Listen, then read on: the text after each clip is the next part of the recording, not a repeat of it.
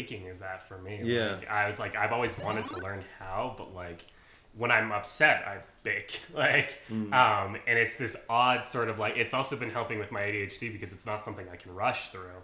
I have to like read instructions and like I wait and I make sure I do everything right. But there's also tangible reward at the end, which is helpful for my ADHD, is just having something I can like write it. Like, it's like, oh, it takes 2 hours and sometimes, or like an hour, and that hour is spent like really like paying attention and making something. But at the end I get to eat cookies and give cookies to people, and that always feels good. But like sometimes it'll be like 2 a.m. and I'll be like upset and I'm just like, I'm just gonna fucking make a cookie, I don't fucking care.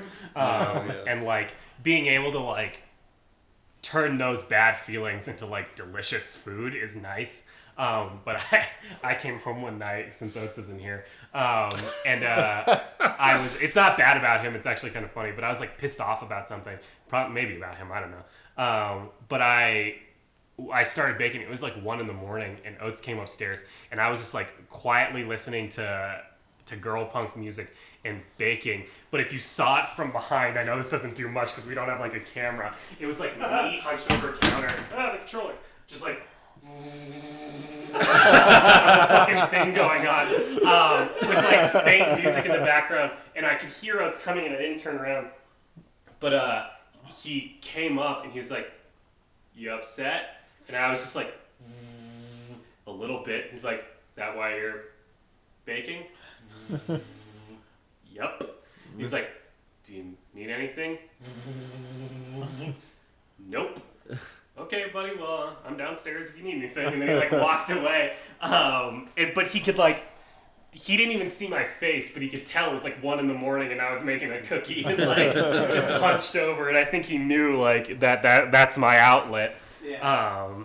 And like I write and I bake, and those are like my 2 outlets now for my depression. And like whenever I write, it's always like I'm trying to write more upbeat things, but like I'm just trying to turn negative energy into positive energy, which is like the most basic thing you can do is just try to turn negative energy into positive energy. But sometimes, man, fuck it, I can't. Like, sometimes it's just too much. But like most of the time, like if I'm feeling really upset and I'm within range of my kitchen, I will bake something.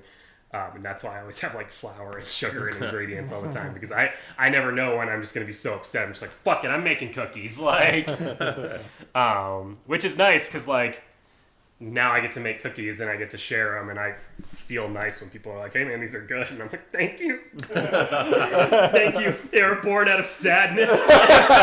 Maybe that's why they're so good. Yeah, the secret ingredients is my sadness. My friend Woody told me this story. They're flavored by sorrow. I'm gonna invite people over and just be like, "Dude, you have to try them. They're cooked with sadness," and I think that's what the secret is. I cried directly into this bowl. A single tear of sorrow. Right amount of salty tears.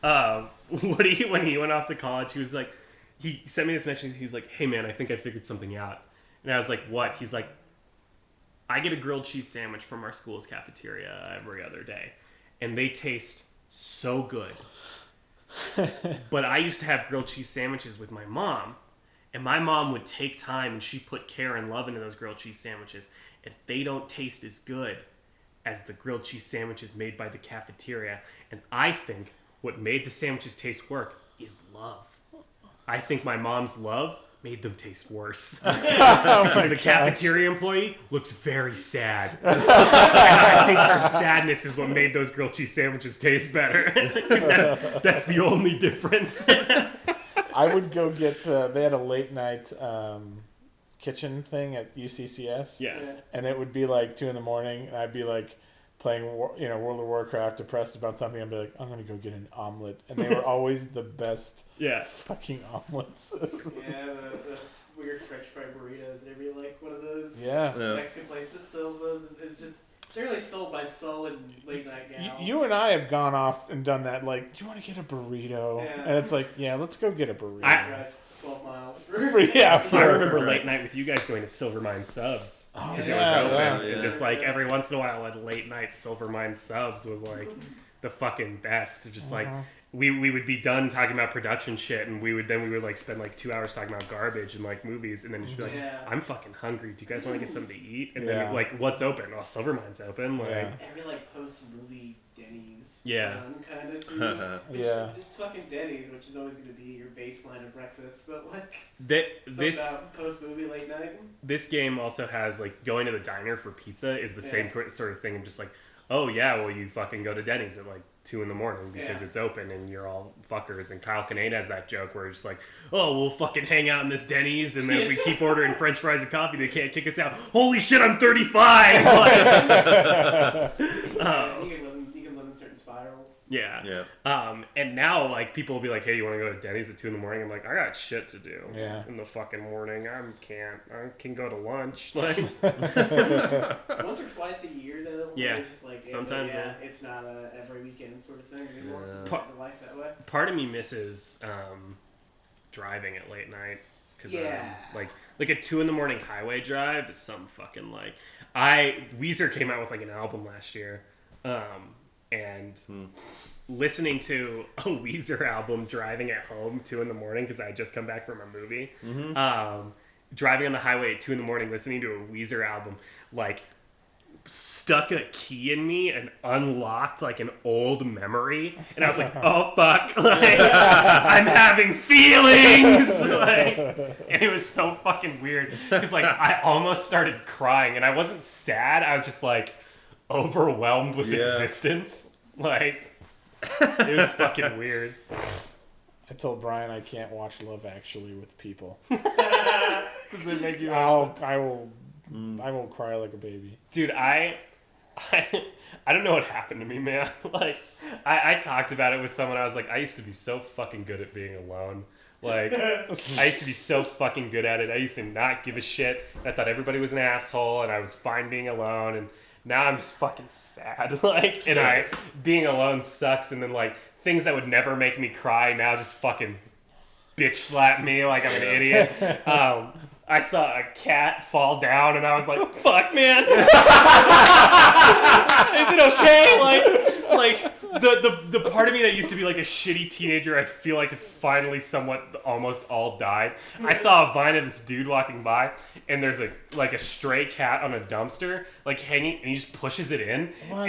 And immediately I was like, you demon? Like, what the fuck is wrong with you? They could have hurt that cat. I'll kill you. Like, and the teenager would have been me would have been like, stupid ass cat. Like, but older me is just like, oh fuck, I love that cat. I don't even know it. Like, and the remorse in me. We are all that cat. We are all that cat. Just pushed into a dumpster by an uncaring world. Like, by the cruel teen god.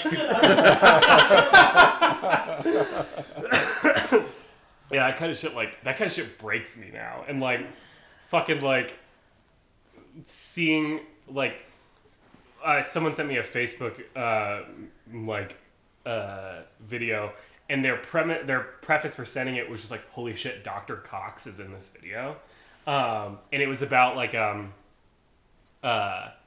kids with autism and Down syndrome not needing special needs, but just normal needs because they're kids. And Dr. Cox is in it because they make this joke about is a special need being woken up by a celebrity.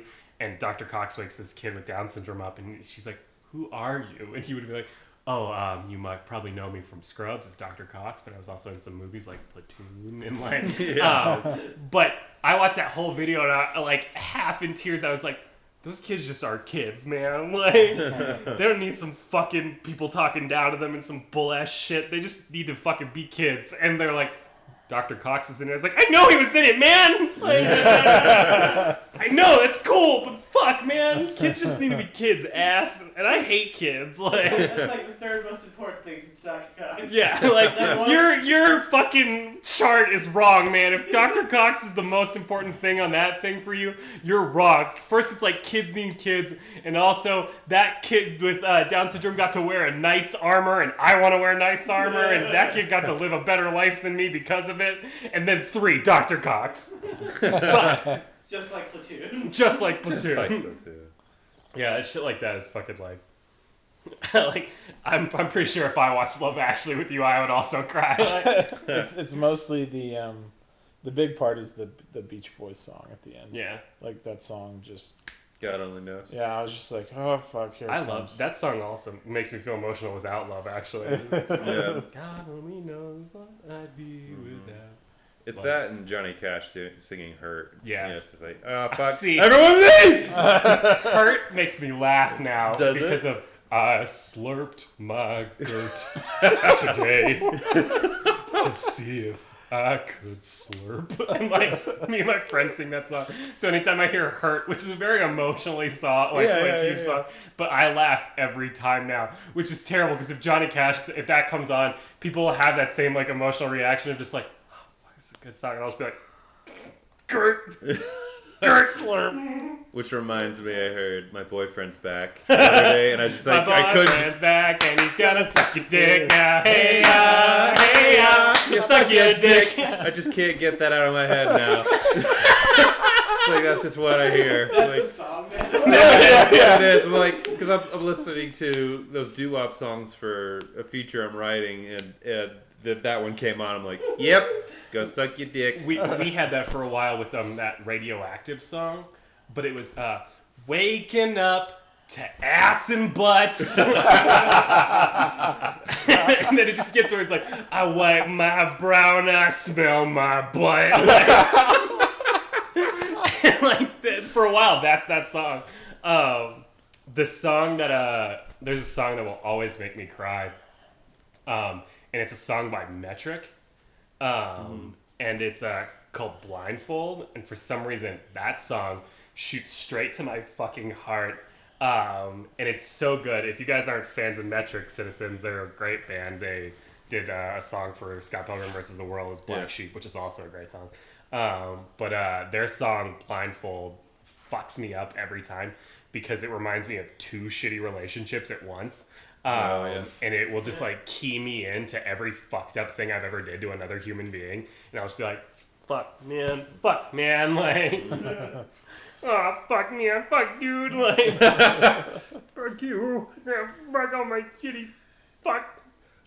I want to see a puppet portrait just doing this. Yeah, fuck man, no dude, shit. Let's just all make puppets of ourselves. They keep turning it up. Puppet Depression Theater, right? And I would after we did our 24-hour fucking or 40-hour film festival, Paul and Isaac wanted to work with puppets so much. They kept pitching me puppet shit. Like, well, we did too. Yeah. Everybody fucking wanted to do puppets, and I was like, guys, I love puppets, but this ain't gonna work. Like, there's so much more effort we would have to put into it that I think you guys are like. Is it online somewhere? Yeah, is that puppet? There's a link. I'll put a link up to oh man, Bueno's puppet short. I still want to do a club sex episode with the Bueno and puppets. It'd be so fucking funny. That was a weird moment for me. This is like fucking. We have like an hour. Yeah, I was gonna say yeah. And it's just been this for like 20 minutes. I just played Demon Tower. I'm gonna fucking play some Demon Tower if we're still gonna talk. We can also end this and go to another episode, or I'm gonna go to bed. Okay, computer. But when we did our 40-hour film festival, we were writing. It was me and Bueno wrote most of it, and then we were also with Paul and Isaac. Matt and I were seeing Motley Crue. You were at Motley Crue. Killing it. Get fucked, stupid. We're like, all right, guys, we'll have fun writing. Have fun. I think we'll be back for all the glory. That's why I invited Brett. I was like, I can't be here to help write, so I'm just gonna call Brett. I'll call Bryan as a pinch hitter. But Paul was like, "Oh, we have this box of puppets we can like kind of do anything with," and I was like, "Oh, cool." And I remember where they like found this monkey dressed like a biker. Ow, I just fucked myself.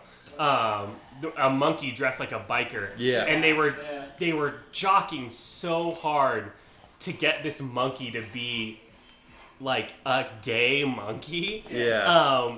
And I wasn't like, because in the like when you're in like kind of like the bullpen of the writer's pit, you don't try to shoot people down a whole much because like something might lead to something that's really funny. So you don't immediately tell someone no. I mean, it's the basic principle of yes-anding. And so, like, trying to get them to not do this gay monkey joke, because it wasn't like an exploration of it. The fact the monkey was gay was the punchline. Yeah, like, they weren't doing anything weird with it. And they also wanted to make like a bunch of trans jokes, and Bueno were trying to pitch, and I were trying to pitch better jokes about like, hey man, sexuality's a spectrum. You never know. Like you might be into some things, and there's no judgment here. And we were trying to get this joke away from like a gay monkey joke, which was like something that I. Hey, you see this monkey? Yeah, he's funny, right? He's your. And he's that exact Burt Reynolds shit. Like yeah, it's funny because the monkey's gay. The monkey's gay. He's got leather on. He's got leather on. He's just like a biker. That means he's gay. He's gay. Wouldn't it be great? Monkey. Yeah. Yeah. Yeah. Monkeys from Sturgis. Yeah. But like that's something I remember of just like doing.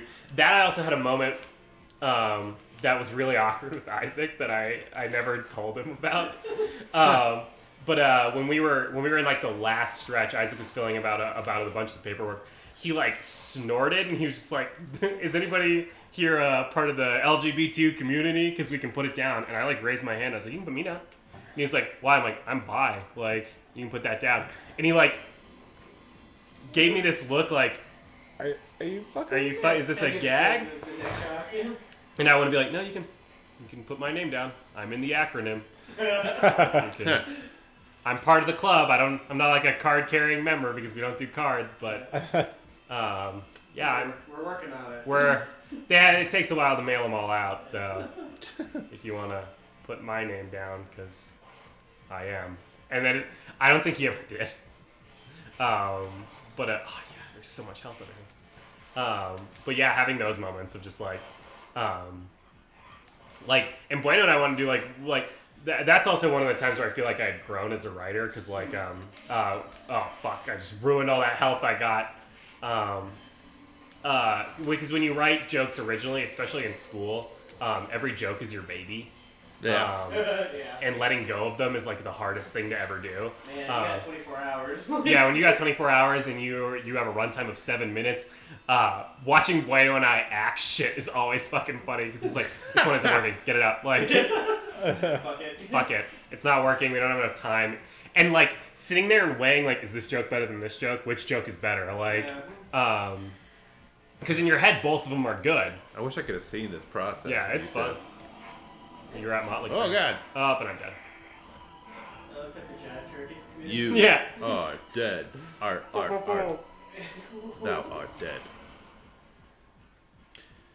But yeah, there's a certain... it's somewhere I'm guessing, like SNL or something like that, where it's just like the brutality. It's like, nope, fuck it. Yeah. Like, they'll get... And the thing about jokes, the thing that I've actually gained more faith in is just like, I'll fucking find something for it to be down the road. Like, if I think something's funny, it will happen. No joke will ever, like, truly die. Like, I'll find some place for it. I watched this interview with Seth Meyers, and it was Stephen Colbert interviewing Seth Meyers, because Seth Meyers was on his show. And he was saying, we do a lot of comedy every night. Has there ever been, like, a bit that just, like, it did not work? And he was like, I've had that. It wasn't actually me. It was two of my writers, and I was like, one of them was probably Connor. And he was like, it was one of my writers, Steve Meach and Connor O'Malley, and I was like, I knew it was Connor! Like, if anybody's gonna pitch the weirdest fucking bit that doesn't work, it's gotta be Connor O'Malley. Like, I think Connor O'Malley's fucking hysterical, but he is not like the same kind of like late night humor that people expect. Like, he can add that sort of fucking dash of surreal, craziness. Like one of his bits, the death metal band singer who's telepathic is such like a Connor idea of like a just Seth, I have something graven to tell you, Seth. What is it, Gorbon? Remember to de-winterize your home. We talk a lot about winterizing homes, but de-winterizing is also important. Like, oh man, that shit fucking. That's the kind of Connor shit that makes me laugh. Or anytime he goes like on does man on the street stuff, because it's just so fucking weird. Yeah, it feels weird. I was gonna marry her, but my girlfriend, she dated some other guy. I woke up to them having sex on top of me. It was weird. He fucked her in her mouth pretty good. Like, just fucking the weirdest fucking shit. I think there should be a late night vape talk show hosted by Vince Vaughn. God, was it? I think it was like Louis C.K. on. He was a writer for Conan or something for a while. Really? There was some situation, where I can't even fucking full like the story or like that. Oh. It's just like. Yeah. He's getting like super because I guess Conan was hard on his writers. Yeah. And like, but he got super frustrated with. Well, wasn't Louis C.K. like insisting like he do this joke? Yeah. And Conan was just like, he was just like, no, you got to do it, and just like he kept pressuring him, and Conan did it, and then it didn't go anywhere, right? Yeah. Yeah. He got a boo. Yeah. I always take the Ben Schwartz route. I love Ben Schwartz a whole bunch. He's super funny. Which is every joke that he had rejected from like writing for Jay Leno. He put in a Twitter called Rejected Jokes. So there was just like, because he was like, you would write like 6 or 7 jokes for a late night monologue, and they would use like 1. So you have all these jokes that just go nowhere, and you're not doing anything with them. Got this guy in a fucking loop. He's an idiot.